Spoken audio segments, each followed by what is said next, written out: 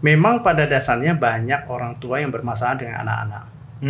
Sehingga mereka suka melabelin. Itu bukan hanya oleh orang tuanya, bahkan gurunya juga melakukan. Jadi kadang ketika nggak bisa menghadapi anak-anak tersebut, mereka memberikan label bahwa anak inilah nakal lah, anak ini bodoh lah. Padahal kita tahu bahwa tidak ada anak yang nakal, nggak ada anak yang bandel, nggak ada yang bodoh. Iya.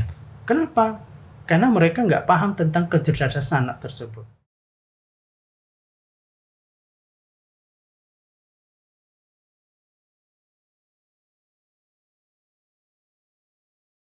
Halo sahabat Sentral Arta, pemirsa kita yang paling kita cintai. Apa kabar? Sehat? Semoga Anda selalu berbahagia. Dan kali ini Rico hadir lagi di Sentral Arta bertanya bersama dengan Rico. Hari ini kita ketemu dengan, kita kenal dulu dengan Coach Alex Laminto. Sehat Coach? Luar biasa Mas. Iya, Coach Alex Laminto tuh nama lengkapnya adalah Coach Alex Laminto SEMM CM NLP CT NLP ya Coach. Betul sekali. Coach, saya beberapa kali melihat Anda dan saya tertarik untuk Anda bisa berbagi di sini. Bersedia Coach? Sangat bersedia. Nah, saya tertarik dengan, saya pernah mengikuti kelas coach atau melihat ya, lebih tepatnya karena saya bukan peserta waktu itu, tapi saya mendengar cara mempengaruhi orang ala NLP. Betul ya? Betul. Ini ilmu yang sangat berguna dalam kita bisa punya komunikasi dengan orang lain.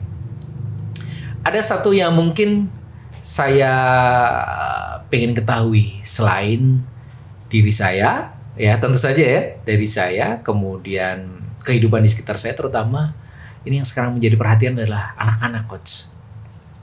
Bagaimana banyak sekali orang tua ternyata kebingungan dalam cara mendidik anak. Nah, ini apakah nanti bisa masuk Coach dalam cara jitu mempengaruhi orang ala NLP? Oke, jadi kalau kita bahas tentang mempengaruhi orang lain, anak-anak juga orang kan sebenarnya. Iya. Nah, otomatis kita bisa memanfaatkan NLP untuk mempengaruhi anak kita. Wah, berarti seru ini. Betul. Tapi sebelum kita masuk ke dalam bagaimana cara mempengaruhi orang, tadi saya cukup tertarik dengan kata-kata yang sudah kita kulas dari awal. Kulas apa? Pasti kita ulas ya. NLP. Ini NLP itu apa, Coach? Nah, NLP secara umum NLP itu sebenarnya udah banyak orang tahu ya. Dari katanya itu Neuro Linguistic Programming. Nah, neuro itu pasti berhubungan dengan otak atau saraf. Kemudian kalau linguistik itu berhubungan dengan bahasa. Kemudian programming itu berhubungan dengan urutan. Nah, secara singkat kita bisa mendefinisikan bahwa NLP itu adalah program bahasa ya yang mempengaruhi pikiran dan perasaan kita atau perilaku kita. Jadi kalau kita belajar NLP, kita bisa mengubah perilaku dan pola pikir seseorang. Nah, itulah asiknya kalau kita belajar NLP. Itu kenapa dibilang bahwa NLP mampu mempengaruhi orang lain. Termasuklah yang mau kita bahas bahwa bisa mempengaruhi anak-anak. Bisa dipakai oleh guru, orang tua, atau siapa saja. Nah, itu. Jadi bukan hanya ke anak-anak, siapa saja sebenarnya. Jadi NLP itu luas banget. Bisa dipakai untuk pekerjaan sebagai leader, manajer, direksi, dipakai untuk profesi misalnya oleh dokter, pengacara. Nah, kemudian para trainer rata-rata menggunakan NLP, kebanyakan seperti itu. Dan sangat mendukung perilaku kita dan pola pikir kita melalui NLP. Sangat menarik bahasan kita nanti Coach, dan kita juga harapkan untuk Anda sahabat Sentral Arta untuk bisa tetap di sini. Kita akan ngobrol lebih jauh dengan Coach Alex Laminto soal bagaimana cara jitu mempengaruhi orang ala NLP. Tadi Coach juga menyampaikan bahwa NLP ini bisa diterapkan di segala bidang. Betul. Baik itu dalam pekerjaan, kehidupan sehari-hari dalam rumah tangga, pertemanan dan lain-lain. Seberapa pentingkah NLP dalam hubungan antar manusia atau dalam pekerjaan itu? Nah, mentor saya pernah mengatakan demikian, bahwa segala sesuatu bisa di NLP-kan. Oh iya? Iya. Seperti apa itu? Jadi NLP itu seperti ilmu bagaimana kita meniru sebenarnya. Kita mempelajari bagaimana seseorang melakukan perilaku dan seseorang itu berpola pikir. Nah, kita ambil contoh nih, kita kan bisa ngubah seseorang dalam menggunakan bahasanya. Nah, contohnya kayak gini Mas. Kalau misalnya Mas kan ke rumah sakit nih, ketemu seseorang, apakah itu keluarga atau teman. Lalu biasanya kalau kita ke rumah sakit, apa yang biasa Mas tanyakan? Ke rumah sakit? Iya. Kepada pasien atau kepada petugasnya? Kepada orang yang sakit gitu loh. Biasanya gimana perasaannya atau apa yang dirasakan? Kira-kira jawabannya apa? Ya, beginilah keadaannya gitu paling. Seperti itu sih. Nah, oke. Nah, kalau sekarang kita balik nih. Mas kalau ke rumah sakit ketemu yang sakit, tapi tidak menanyakan tentang penyakitnya. Tapi menanyakan halo, panggil aja bro atau apa ya? Ya, bro, oke. Nah, bro. Halo bro. Kapan nih mau keluar rumah sakit? Oke. Dengan sedikit senyum dengan gitu sedikit senyum. Kira-kira jawabannya seperti apa? Iya nih udah bosen nih, udah pengen pulang. Kita lihat ya, ada dua kalimat yang berbeda. Ketika Mas Riko tadi bertanya, gimana kondisinya, gimana kabarnya? Sedih. Sedih. Turun, betul, negatif. Betul. Oke. Nah, ketika kita mengubah cara komunikasinya, kita menanyakan kapan dia keluar, dia merasa ada gembiranya. Nah itu, jadi penataan bahasa yang kita pakai kepada seseorang itu mempengaruhi pola dia berpikir. Jawaban yang keluar juga berubah langsung seperti itu. Jadi semacam itu ya. Intinya bahwa NLP ini sendiri bukan hanya kepada diri kita atau kita memperlakukan orang lain, tapi juga mungkin reaksi terhadap yang diberikan orang lain. Bisa nggak seperti itu? Bisa. Jadi makanya contoh nih, kan sebenarnya kita mau bahas bahwa NLP itu kan bisa mempengaruhi orang lain. Oke, ya. Nah, saya yakin saat ini kan Mas Riko ngundang saya nih dalam podcast ini, pasti ada tujuan mempengaruhi. Nah, sesuai dengan judul kita ya. Iya. Cara situ mempengaruhi orang ala NLP. Nah, kenapa Mas Riko ngundang saya ke sini? Ya pastinya saya ingin tahu lah bagaimana trik-trik atau cara-cara kita bisa membuat orang menurut kepada apa keinginan kita ya. Sehingga kita bisa mencapai tujuan kita menggunakan teknik dari NLP. Lalu Mas Riko mengundang saya dengan harapan dapat dong. Nah, itu yang dimaksud dengan mempengaruhi. Bagaimana itu? Maksudnya gimana? Jadi artinya gini. Sebenarnya semua orang itu mempunyai kemampuan mempengaruhi. Oke. Nah masalahnya Mas, nggak semua orang suka dipengaruhi. Ayo benar nggak? Betul. Dan orang pasti takut bahwa, jangan-jangan gue kena pengaruh nih gitu. Betul. Ya kan? Betul. Nah padahal kita tahu bahwa setiap hari kita mempengaruhi orang lain. Ya misalnya contoh kita bangun pagi, kemudian kita ketemu sama keluarga kita, pasti punya satu tujuan. Harapannya mungkin ketika kita bangun, dia menyediakan, misalnya kalau dengan pasangan kita, istri kita berharap dia menyediakan makanan buat kita. Tentunya kita menggunakan bahasa yang menyenangkan, bro. Nah itu juga sudah mempengaruhi.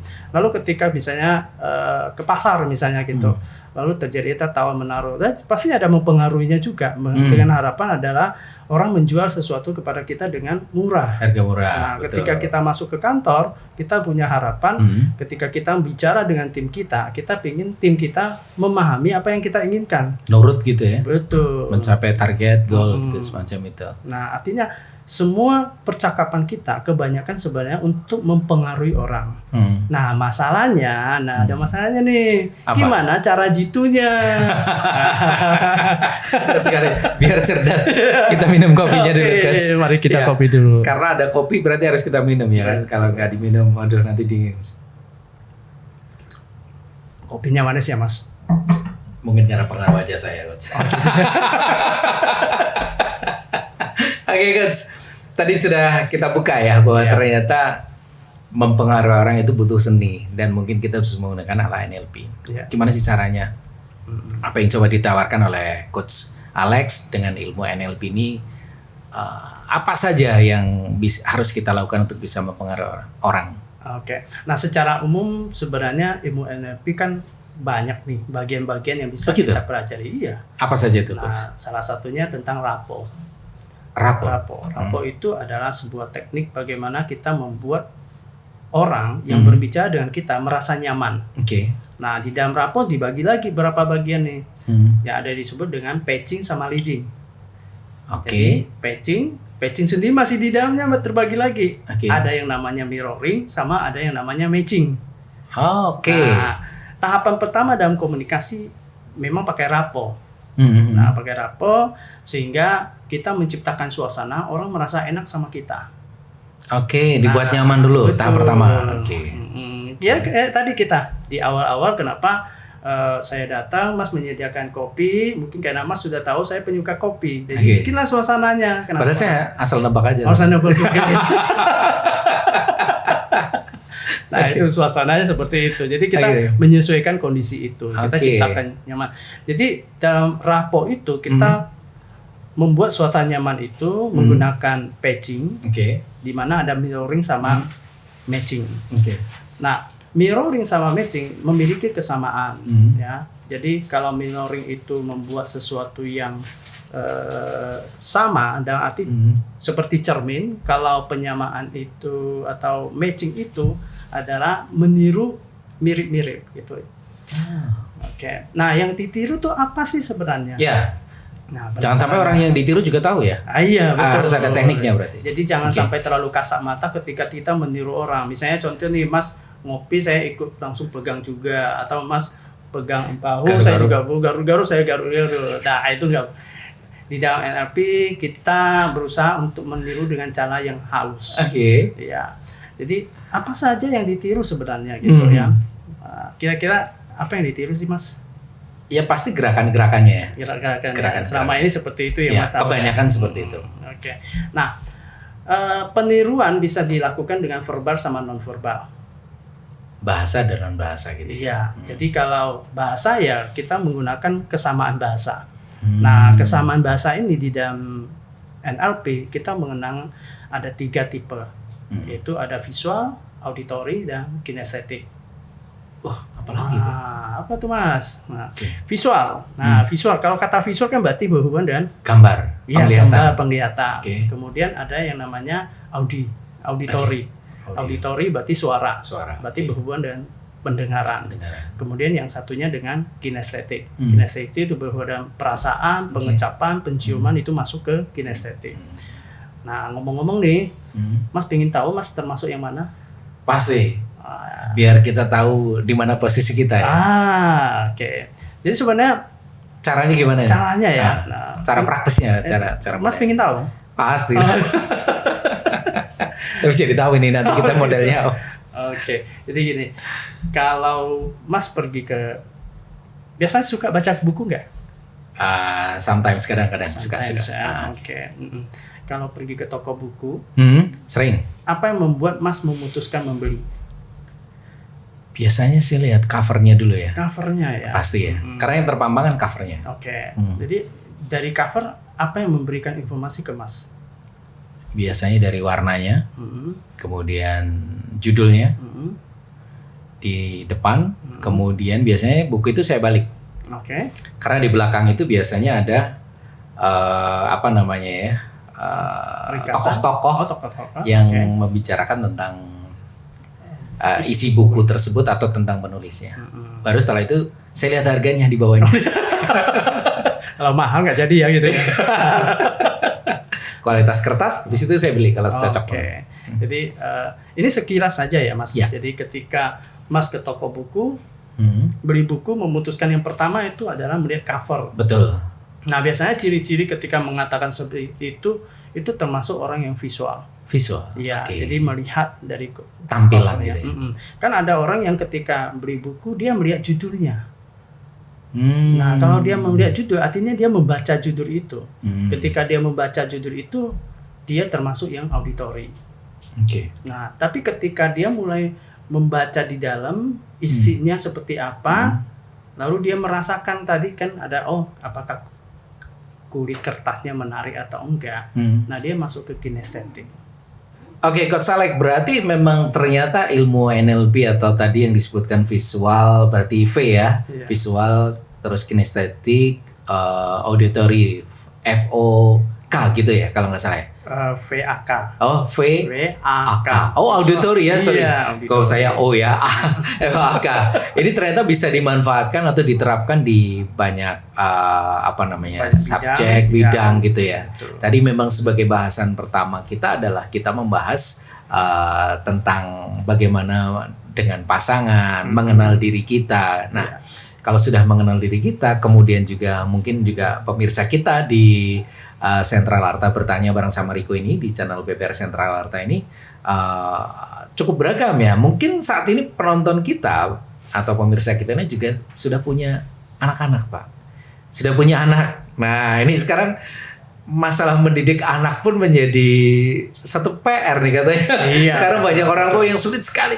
Ini anak saya itu bandelnya luar biasa, atau di sekolah ini dijelasin gurunya gak paham-paham gitu. Saya udah ngasih les yang banyak, ternyata gak ranking 1 juga. Ini gimana ini Pak kalau tanggapan dari seorang Coach Alex sendiri dihubungkan dengan NLP itu tadi? Oke, jadi gini Mas Riko. Memang pada dasarnya banyak orang tua yang bermasalah dengan anak-anak. Sehingga mereka suka melabelin. Itu bukan hanya oleh orang tuanya, bahkan gurunya juga melakukan. Jadi kadang ketika nggak bisa menghadapi anak-anak tersebut, mereka memberikan label bahwa anak inilah nakal lah, anak ini bodoh lah. Padahal kita tahu bahwa tidak ada anak yang nakal, nggak ada anak yang bandel, nggak ada yang bodoh. Iya. Kenapa? Karena mereka nggak paham tentang kecerdasan anak tersebut. Kalau kita tahu tentang kecerdasan anak tersebut melalui tadi ada visual, auditory, dan kinestetik, maka kita mampu mengatasi masalah dari anak-anak tersebut. Oke. Berarti anak-anak itu sendiri sebetulnya diciptakan oleh Tuhan, punya kecerdasan masing-masing. Betul. Jadi Tuhan sudah memberikan kecerdasan kepada anak-anak tersebut, yaitu ada visual, auditory, sama kinestetik. Nah, sekarang bagaimana kita menselaraskan nah kemampuan anak-anak tersebut baik di sekolah maupun di rumah. Jadi sebenarnya orang tua itu perlu memahami kondisi seperti itu. Justru orang tua yang belajar. Iya, betul. Nah, kalau orang tuanya tahu, misalnya tadi kita sempat membahas tentang pasangan. Nah, ini orang tua juga harus tahu tentang anaknya sebenarnya tipenya apa, kecerdasannya apa. Jadi kalau misalnya anaknya kinestetik, pasti anak itu pasti suka beraktivitas. Lalu orang tuanya adalah misalnya dia visual. Misalnya, ketika dia melihat anaknya, kan melihat nih, anaknya bermain, nggak mau membaca, nggak mau melakukan tugas, mau belajar. Nah, dibilangnya anak itu nakal.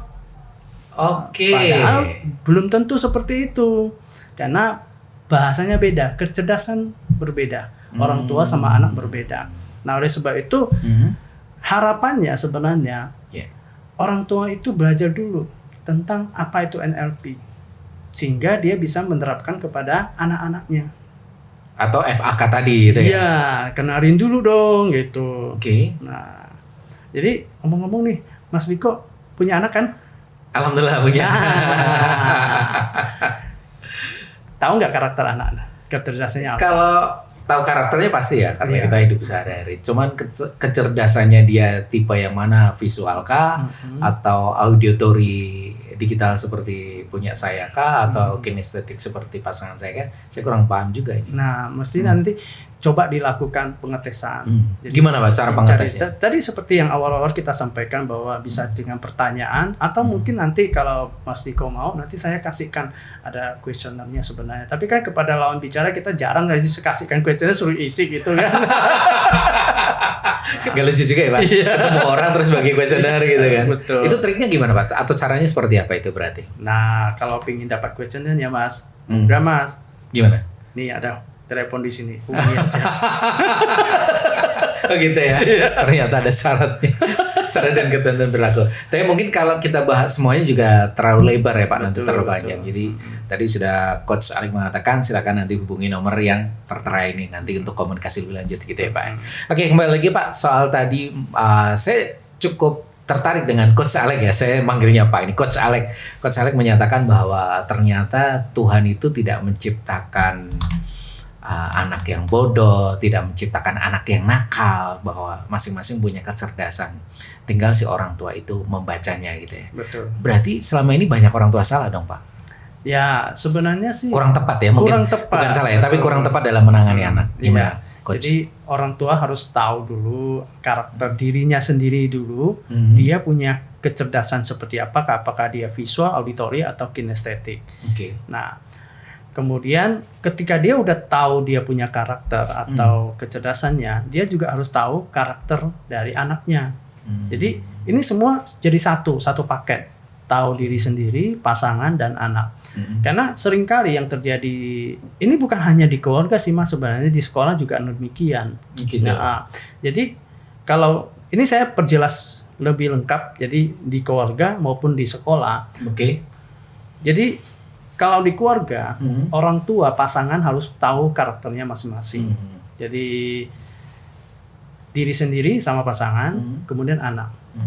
Kemudian kalau di sekolah, guru harus tahu dia punya karakter seperti apa. Tentunya dia berhadapan dengan murid yang bermacam-macam karakter atau kecerdasannya. Nah, ketika berada di rumah, kenapa orang tua merasa sulit untuk menghandle atau menangani anaknya? Akibatnya kan dia kan merasa bahwa anak saya kayaknya susah nih diatur gitu. Biasanya sering ngomong seperti itu. Anak saya bandel ya. Disuruh makan susah, suruh mandi susah gitu. Mainan HP terus. Main HP terus. Suruh belajar nggak mau. Betul. Nah, ini karena kita nggak tahu dia punya karakter seperti apa, sehingga ketika kita melakukan komunikasi, kita itu menggunakan versi kita sendiri. Egois dong ya. Egois. Jadi kita berharap anak itu mengikuti apa yang kita mau. Jadi padahal dia punya karakter sendiri, kita harus pahami dan kita ngikutin karakter dia. Baru bisa. Jadi terjadilah komunikasi yang selaras. Nah, sama dengan kondisi ketika di sekolah. Nah, guru-guru kadang-kadang dia merasa pokoknya dia taunya datang sekolah, dia mengajar menurut gaya dia. Dan dia nggak peduli apakah anak-anak itu punya style yang berbeda-beda, karakter yang berbeda. Prinsipnya adalah dia datang dibawakan materi selesai. Padahal kita harus tahu gaya belajar seorang anak itu beda-beda. Yang visual, auditory, kinestetik itu gaya belajarnya beda. Yang visual kalau dijelasin di papan tulis, dia senang. Karena dia terbiasa, dia perhatikan.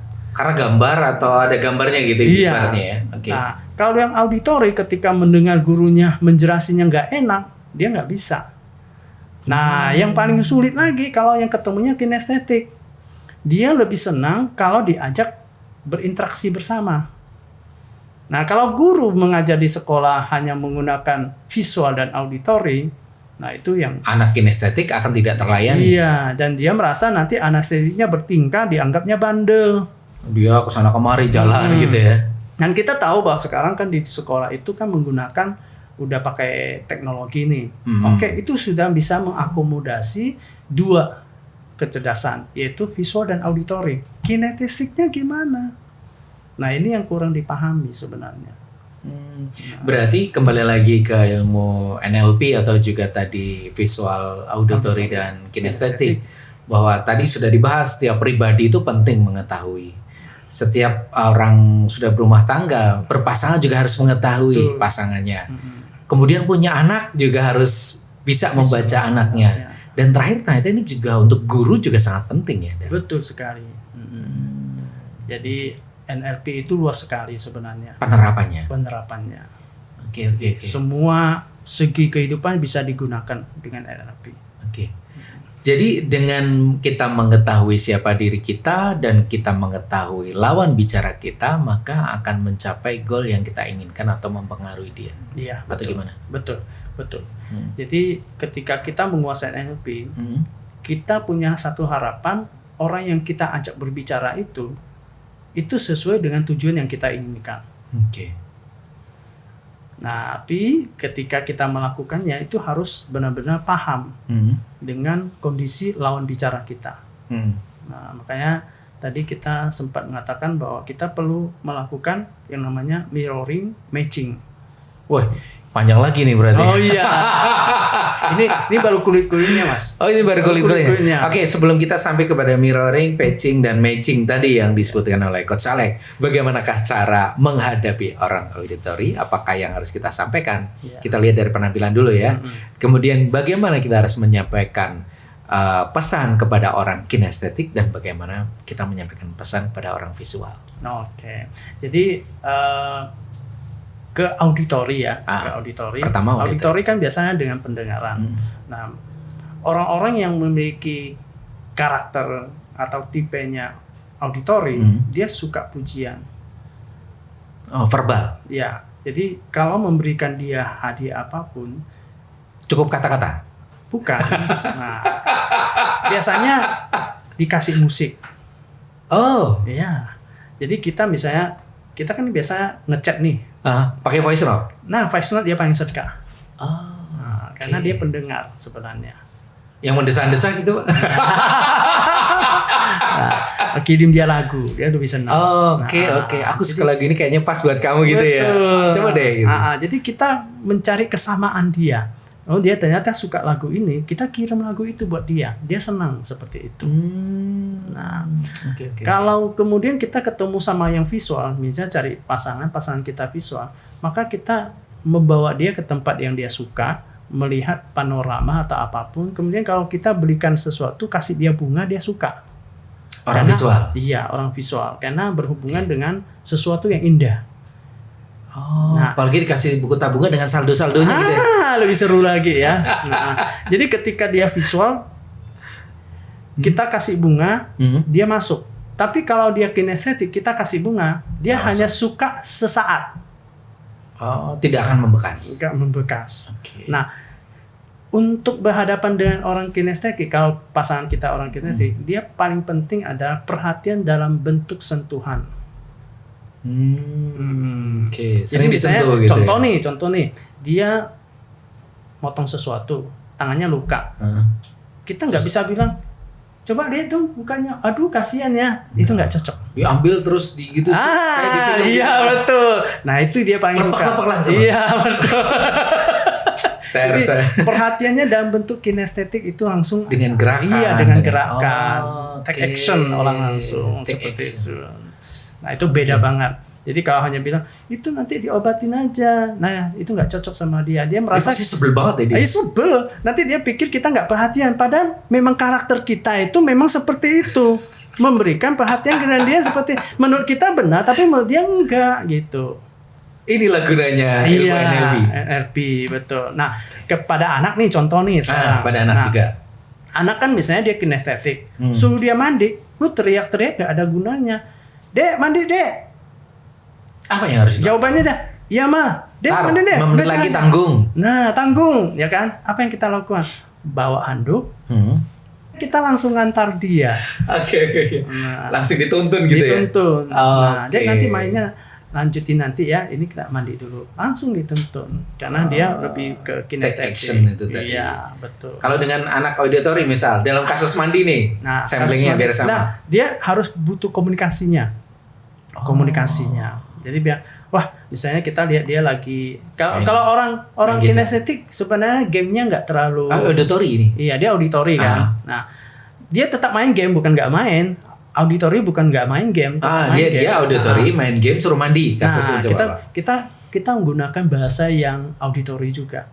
Misal seperti apa? Misalnya, wah seru ya main gamenya ya. Kayaknya suaranya juga asik tuh. Wah, gitu kan. Wah, dek nanti ini ya kita kasih tahu dia sama si anak itu seperti itu bahwa nanti kita lanjutin gamenya supaya nanti kamu bisa lanjutin lagi game kamu, bisa dengerin lagi suaranya, tapi saat ini akan lebih enak kalau kamu mandi dulu. Karena udah sore. Karena udah sore. Nah, boleh. Jadi menggunakan bahasanya. Nah, kalau misalnya dia visual, kita bilang, "Dek, kelihatannya udah malam, Dek." Udah sore nih. Udah gelap gitu ya. Yuk mandi dulu yuk. Nah itu yang visual. Berarti kalau nyuruh anak mandi, anak visual terus bilang tadi itu nanti lanjutin lagi denger main gamenya, dia nggak akan ini ya? Enggak. Beda, suaranya lain. Jadi kita harus memperlihatkan sesuatu. Atau itu cuma dilemparin anduk gitu dia. Apa ini anduk? Nanti lempar balik dia. Oke. Jadi semakin paham bahwa ternyata menghadapi masing-masing orang ini harus ada penerapan ilmu yang berbeda. Betul. Kenali diri kita, kenali diri kita. orang yang akan kita ajak komunikasi. Betul. Oke, itu dasar-dasar dari NLP. Dan ternyata bukan cuma itu aja ya Pak? Masih Coach. luas. Ini yang kita ngomong ini cuma kulitnya doang. Jadi bisa kita nanti visual sendiri kita bahas, Bisa, auditory kita bahas, Bisa. kinestetik juga bisa bahas. Termasuk dari tadi mungkin Coach Alex juga sudah beberapa kali menyinggung tentang bidding rapport ya. Iya, Ada matching. Jadi bidding rapport ada patching sama leading. Oh, patching sama leading. Di dalam patching ada matching sama mirroring. Oh, yang meniru dan Ya, dan meniru dan mencocokkan. oh mencocokkan, menyamakan gitu. Ya? Menyamakan. Ya. Dan kalau leading adalah Leading itu nanti kita mengarahkan dia. untuk mengikuti kita. Mengikuti kita, betul. Oh, oke. Berarti kalau dua orang sama-sama tahu NLP saling mengarahkan nanti ya? Nah, Tarik-tarikan ya? Bisa jadi sebenarnya, bisa jadi. Kan bagaimanapun orang NLP yang sama-sama belajar NLP pasti punya kelebihan dan punya kelemahan juga. Oke, kita tapi nggak akan membahas itu ya. Oke. Tapi jelas bahasan kita cukup panjang nanti, Iya. cukup jauh, dan saya juga tertarik sekali Coach dengan apa yang disampaikan oleh Coach Alex tadi bahwa ternyata kita dari judul satu ini, cara jitu mempengaruhi orang ala NLP, banyak sekali yang bisa kita gali. Dan semakin kita tahu, semakin kita tahu informasi ini, jadi semakin merasa saya nggak punya apa-apa nih. Ternyata kita kurang mengenali diri kita dan kurang mengenali orang yang kita ajak komunikasi. Betul. Dan sekali lagi ini juga ilmu yang sangat penting untuk kita bisa berkomunikasi dengan baik, menyampaikan pesan kita, menggolkan misi kita, begitu ya? Iya, betul. Terus sekali ya? Jadi kalau mau dipersingkat ya NLP ilmu komunikasi sebenarnya. Ilmu komunikasi. Ilmu komunikasi. Tapi yang bisa mempengaruhi orang lain. Oke. Kalau komunikasi nggak bisa mempengaruhi ya komunikasi biasa-biasa aja. Padahal dalam kehidupan kita pasti kita ingin orang lain mengikuti apa Iya, yang menjadi betul. keinginan kita. Tentu saja ini dalam hal positif ya Pak ya. Betul. Positif, tujuan positif. Baik, Coach Alex, terima kasih banyak buat informasinya, karena kalau dilihat-lihat ini udah cukup panjang ya. Dan pastinya buat sahabat Sentral Harta kita akan kupas lebih jauh lagi, lebih lengkap lagi. Sekali lagi tadi disampaikan Coach Alex bahwa banyak sekali, satu, kenali diri kita, siapa kita, sehingga kita nanti bisa atau mampu menempatkan diri kita, memposisikan kita, bahkan mungkin menggali potensi kita ya. Betul. Untuk bisa menyampaikan pesan-pesan yang kita ingin sampaikan kepada orang lain, kemudian bisa membina hubungan rumah tangga dengan lebih harmonis, lebih menyenangkan lagi, dan lebih membahagiakan lagi. Jadi tidak perlu 2 rumah atau 3 rumah. Ya, jadi rumah itu menjadi tempat yang sangat menyenangkan untuk kita datangi, dan punya anak yang bisa bukan sesuai keinginan kita ya, tapi bagaimana kita mengantarkan anak untuk bisa mencapai goal-goal dia yang tentu saja goal-goal yang baik. Itu juga sangat penting. Dan sekali lagi ini masih kulit luarnya, termasuk tadi Coach Alex juga menyingkap sedikit bahwa ilmu ini juga seharusnya dimiliki oleh seorang pengajar atau guru pendidik, biar dia berhasil, karena tugas pendidik atau keinginan pendidik pasti meluluskan anak-anaknya menjadi orang yang lebih baik, yang berhasil. Betul. Jadi ini ilmu yang bisa nanti kita kupas lebih dalam lagi. Ya, ini masih kulit luarnya sekali lagi, dan kita memang kasih disclaimer dikit-dikit. Nanti semoga Coach Alex nanti berkenan untuk kita undang lagi Dengan senang hati. dengan senang hati ya, karena kita tahu Coach Alex ini cukup padat juga jadwalnya untuk bisa memberikan pencerahan-pencerahan pada orang-orang seperti saya yang mungkin belum tahu. Dan nanti kita akan jadwalkan lagi ketemu dengan Coach Alex dengan informasi yang lebih jauh lagi tentang bagaimana kita menggali potensi diri kita atau dalam berkomunikasi ini, cara jitu mempengaruhi orang ala NLP. Kalau Anda tertarik, Anda pun bisa nanti berkomunikasi pada nomor yang tertera di layar ya. Ini ada nomornya. Nanti Anda bisa langsung bertanya, Anda ingin mengetahui informasi apa saja dari tayangan ini lebih jauh, atau apa yang bisa dikomunikasikan lebih jauh lagi. Tentu saja kita akan menghadirkan sesuatu yang lebih dan lebih lagi di episode berikutnya. Sekali lagi terima kasih banyak atas kedatangannya dan juga atas informasinya. Oke. Sebelum pamitan, Mari kita ngopi dulu ya. Oke, terima kasih banyak buat sahabat Sentral Harta. Kita ketemu lagi di Sentral Harta Bertanya bersama dengan Rico seri berikutnya. Sampai ketemu lagi.